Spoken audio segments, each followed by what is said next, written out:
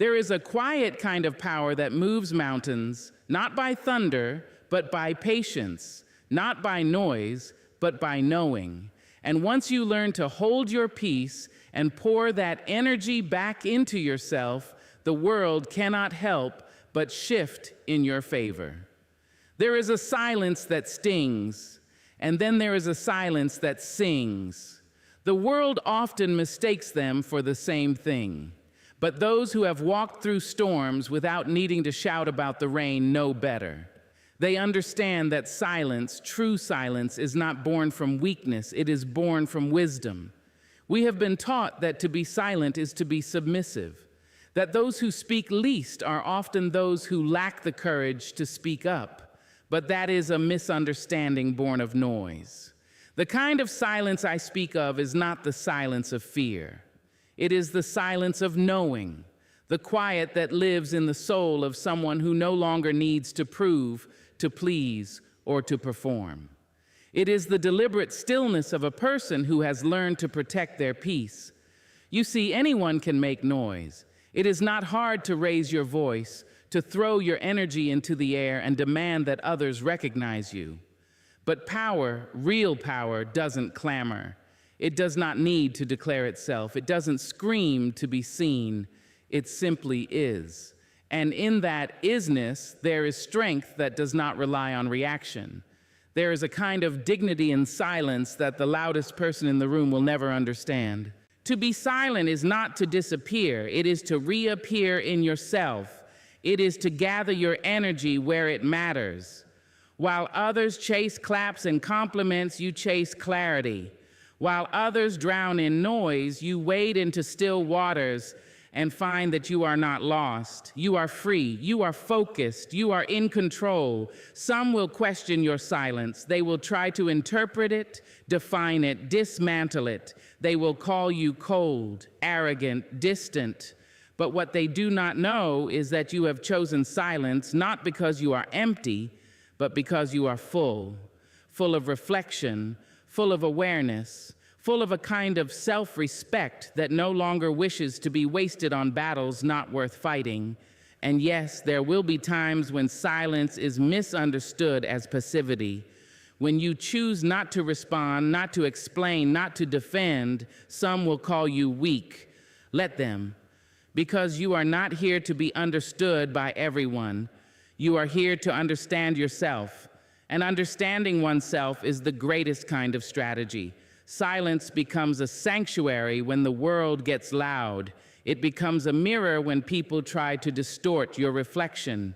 In silence, you can hear your own voice more clearly than the opinions of others. You can sort through the chaos and locate your truth, the kind that isn't shaped by trends, gossip, or pressure. Silence teaches you timing. It teaches you when to speak, how to speak, and more importantly, if something even deserves a response. Some battles don't need your sword. Some insults don't deserve your name. And when you respond to everything, you dilute yourself. But when you choose your moments, you become unforgettable. Not because you always spoke, but because when you did, the earth paused. There is no weakness in saving your energy. There is no shame in letting others fill the room with chatter while you sit still, steady, grounded. That is not retreat, that is refinement. That is revolution in its most sacred form, the kind that does not beg to be televised. We live in a culture that glorifies the immediate, the loud, the constantly available. But not everything must be answered in real time. Growth, healing, transformation, they take time and they take place in the quiet. A seed does not shout when it is sprouting beneath the soil. The moon does not scream to outshine the sun. They simply become in their own time, in their own rhythm, with their own grace. So the next time someone tries to pull you into a storm that isn't yours, remember, your silence is not surrender. It is selection. It is strategy. You are not ignoring them. You are honoring you. Silence, when chosen, is a kind of brilliance. It sharpens your mind, softens your heart, and guards your energy. It tells the world, I am not here for your noise, I am here for my peace. And in a world that thrives on distraction, nothing is more powerful than focus. Nothing is more radical than restraint. And nothing is more graceful than knowing when to speak and when to simply, silently rise. There comes a moment when you look around and realize that giving all your time, all your energy, and all your love to everyone else has left you empty. Not because you are incapable of giving, but because you have forgotten that you too deserve to receive from yourself first. You were never meant to serve others from a cup that runs dry. You were meant to fill that cup with purpose, with peace, with passion. And then, if there is overflow, let it touch others. But the filling must come first. To focus on yourself is not to be selfish. It is to be sacred. It is to honor the vessel that carries your dreams, your pain, your power. It is to look in the mirror and say, I matter too. That is not arrogance. That is self-respect. And it is long overdue. Too often we are taught that to be good, we must give ourselves away. That love means sacrifice. That strength means holding everyone else up, even when we are sinking. But let me tell you, love, real love, includes you too. It includes your rest, your boundaries, your growth. And if it doesn't, it isn't love, it's performance. You do not owe your constant availability to a world that takes without asking. You do not need to explain why you're choosing to sit alone and read, why you're turning your phone off, why you're no longer answering calls that only bring confusion or chaos. That's not rudeness. That's wisdom, that's alignment, that's self-respect, wearing its most beautiful cloak, silence. When you begin to focus on yourself, the world may protest. It will ask why you've changed. It will wonder where your attention went. It will miss the version of you who always said yes, who showed up when it hurt, who never asked for much but gave so much. But you are not here to live as a memory of who others preferred you to be. You are here to live as the truth of who you are becoming. And truth, real truth, requires space. It needs time, it needs quiet, it needs care. When you decide to focus on yourself, you begin to realize that not every hand deserves your touch. Not every voice deserves your response. Not every invitation is an opportunity. Some are distractions dressed up in flattery. Some are detours trying to look like destiny. And when you respect yourself enough to say no, you start to see how peace returns like a long-lost friend. There is dignity in choosing yourself. There is healing in saying, I will no longer abandon myself to make others comfortable. Because each time you betray your own needs, your own instincts, your own well-being, you teach yourself that you are secondary, and you are not. You are the beginning of every story you will ever write. You are the root from which all your dreams must grow.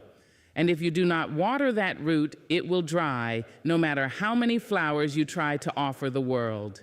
People may compliment your petals, but you will know. You will feel the thirst beneath the beauty, and eventually it will show. So take time with yourself. Get quiet enough to hear your own voice beneath the noise of expectations. Get soft enough to hold your own hand.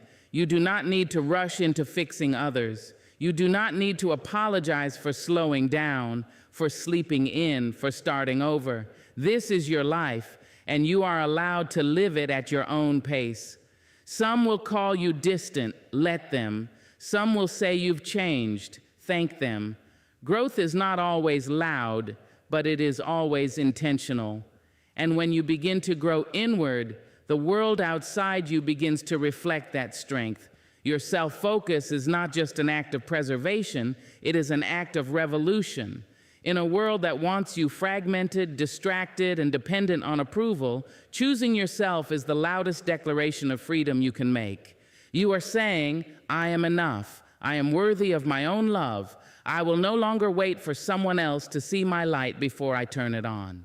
Focus on yourself, not because others don't matter, but because you cannot pour clarity into someone else's cup while your own is full of confusion. You cannot give light while sitting in your own shadow. And when you do this, when you begin to treat yourself as someone worth showing up for, everything starts to shift. People respond to the energy you give yourself. The more you respect yourself, the less tolerance you'll have for disrespect. The more time you give yourself, the more time you'll have for things that truly matter. And in the end, you will discover that self-focus was never selfish. It was survival, it was salvation, it was sacred. Growth is a quiet thing. It does not announce itself with trumpets or demand applause as it enters the room. It does not seek permission. It simply begins, softly, invisibly, like a seed stirring beneath the soil, long before anyone can see the evidence of its becoming. We live in a world that celebrates the show, the performance, the grand reveal. But growth doesn't live there. It lives in the silence after heartbreak. It lives in the long nights when no one is watching and you are left alone with your questions, your tears, your fears, and your hope. It lives in the quiet moments when you choose not to react the way you used to, when you choose to pause, to reflect, to sit with your pain instead of running from it. That's where real change takes root, not in the spotlight, but in the shadows where character is shaped and courage is born. There is something sacred about the quiet that holds our growing. It is not a silence of emptiness, but of presence.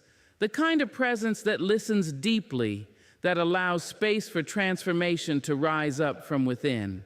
When everything is loud, we move fast, we distract ourselves, we chase things, but when it gets quiet, truly quiet, we're forced to meet ourselves, and that is where the growing begins. You cannot force a seed to bloom by shouting at it. You cannot rush it by pulling on its leaves.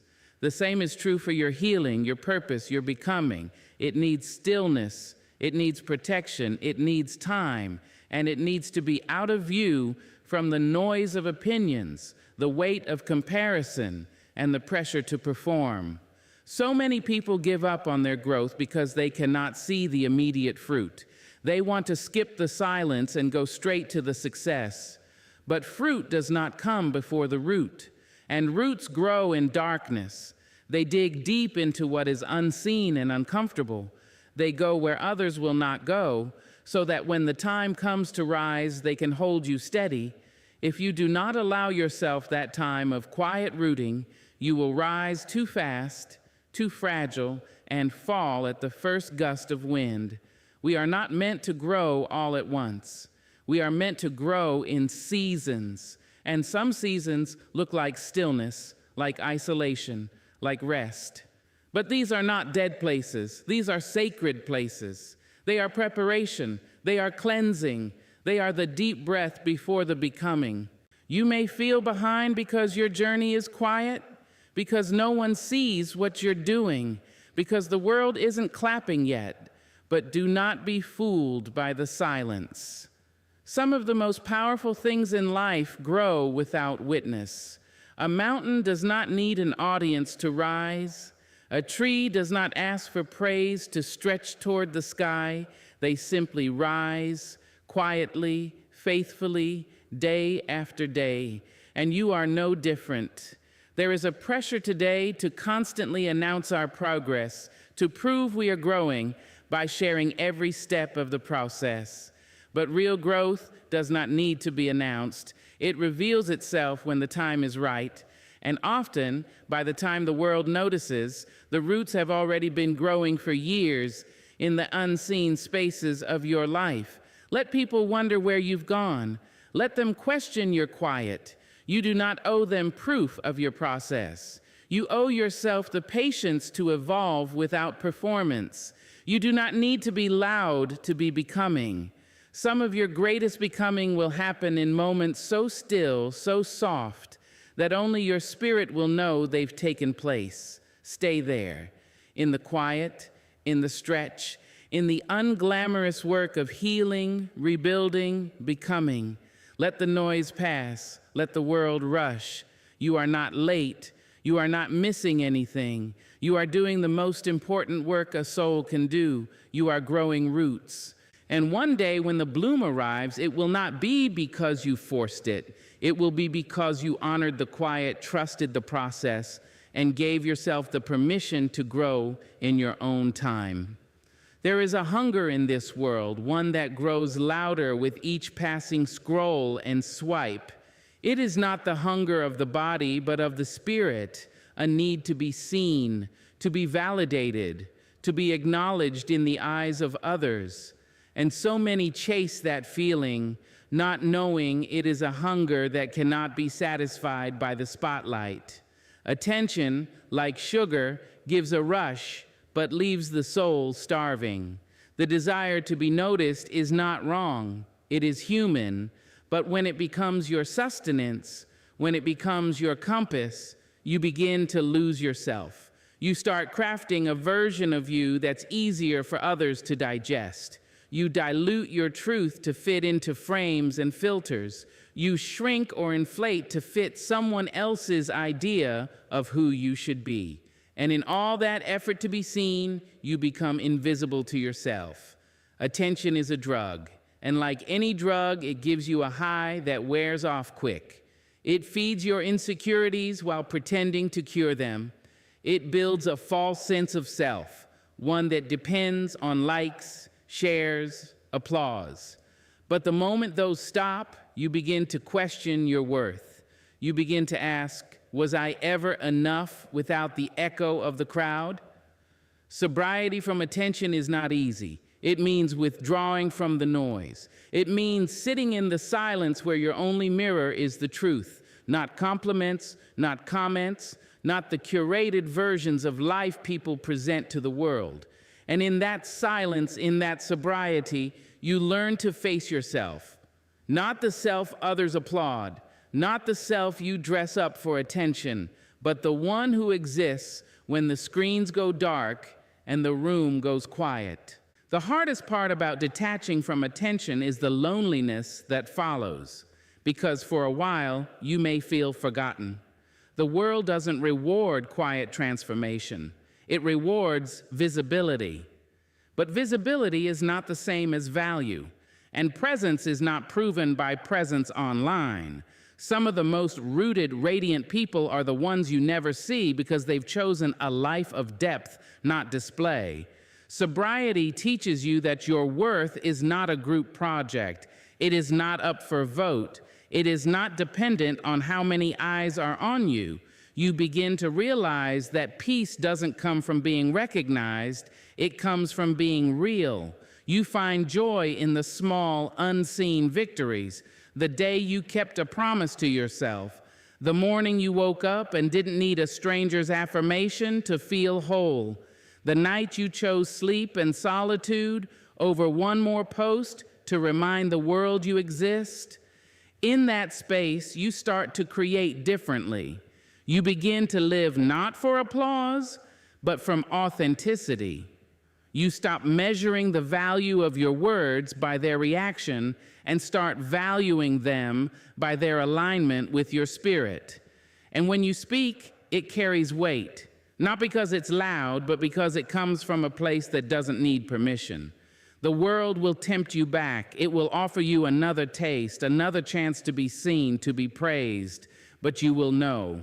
You will feel the shift in your body, the dissonance in your soul, because once you've tasted the truth of being enough without the noise, the crowd begins to feel like a cage.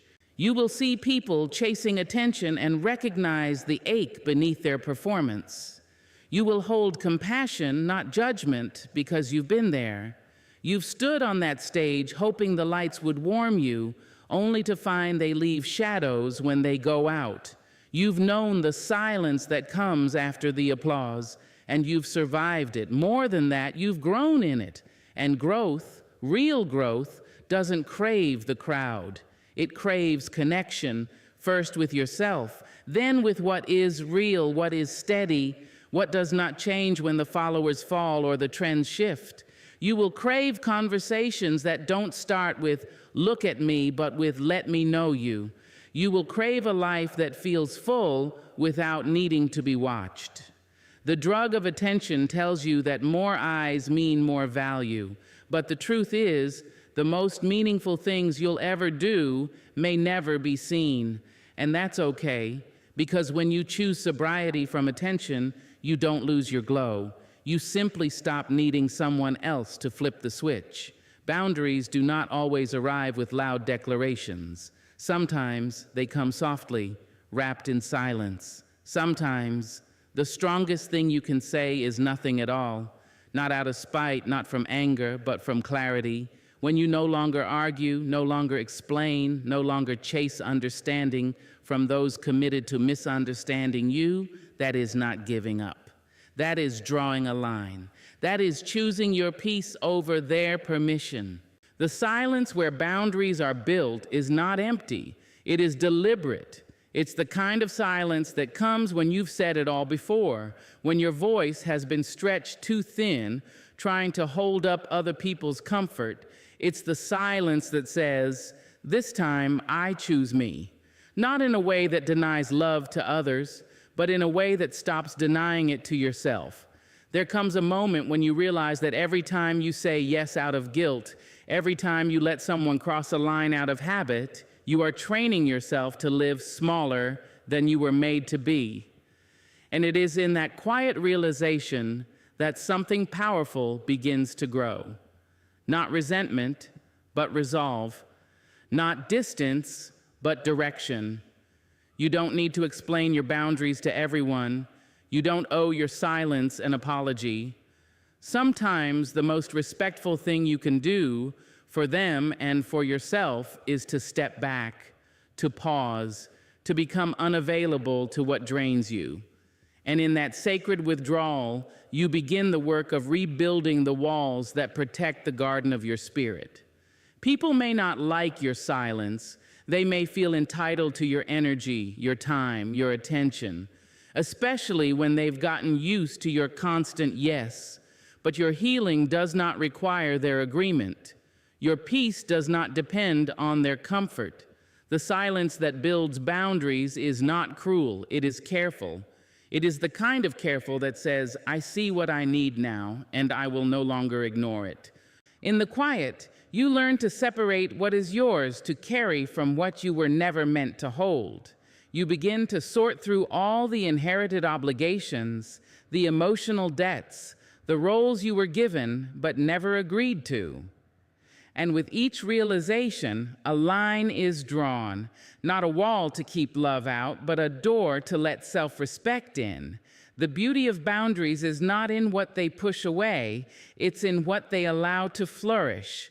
When you stop overextending, you start to restore.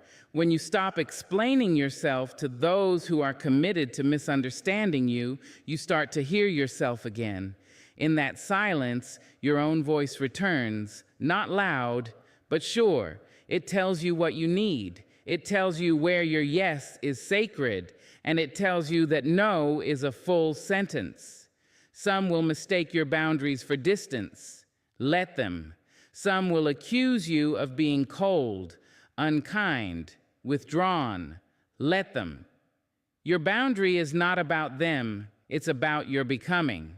You are not withdrawing in bitterness. You are returning to your center. And from that place, everything that is truly meant for you can find you without crossing your peace to reach you.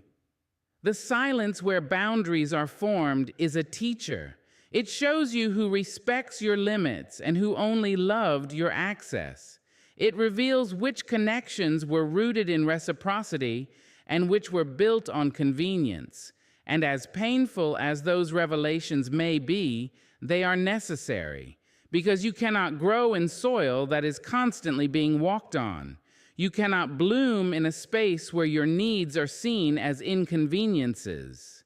In silence, you learn to choose differently. You learn that love that costs you yourself is not love. It's self-abandonment. You learn that protecting your energy is not selfish. It's sacred. And you learn that no one can honor your boundaries if you are too afraid to build them. It's not always dramatic. Sometimes it's just not answering the call, not opening the door, not replying to the message, not showing up where you were once expected to bleed quietly. You begin to live less from obligation and more from alignment. And as your silence deepens, so does your sense of self. You no longer need to scream your worth. You simply become someone who acts like they are worthy, and the world responds accordingly. The peace that follows this kind of silence is not the absence of noise, it is the presence of self. It is knowing that you are allowed to protect what is sacred within you. It is understanding that your time, your space, your energy, your joy, none of it is disposable. And the people who truly love you will never make you feel like it is. There comes a time when the crowd walks away, when the noise fades, the spotlight dims, and the applause stops echoing through your memory. At first, that silence feels like abandonment, like loss, like something in you has become invisible to the world. But over time, if you stay still long enough, if you resist the urge to beg the world to look again, something softer begins to happen. You begin to see yourself clearly, maybe for the first time, because transformation does not need an audience. It needs honesty. It needs space to break down the pieces of you that were shaped by approval, performance, or fear, and to uncover the parts that were always true, always sacred, just waiting beneath the surface. Real change doesn't come while you're trying to keep up appearances. It doesn't bloom under the pressure of perfection.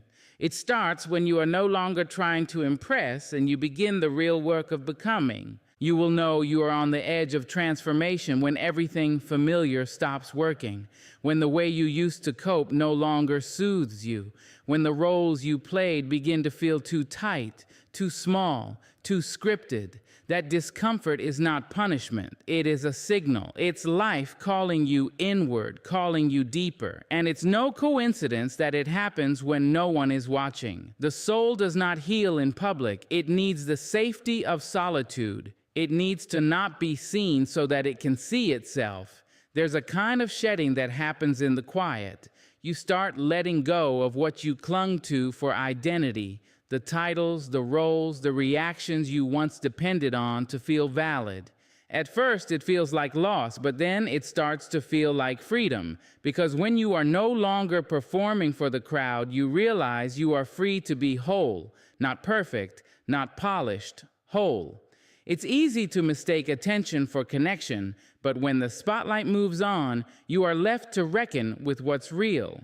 That is when the real work begins. You learn to speak kindly to yourself without needing someone else to affirm it. You learn to soothe your fears without posting them for sympathy. You learn to grow quietly without narrating your pain or turning your healing into a performance.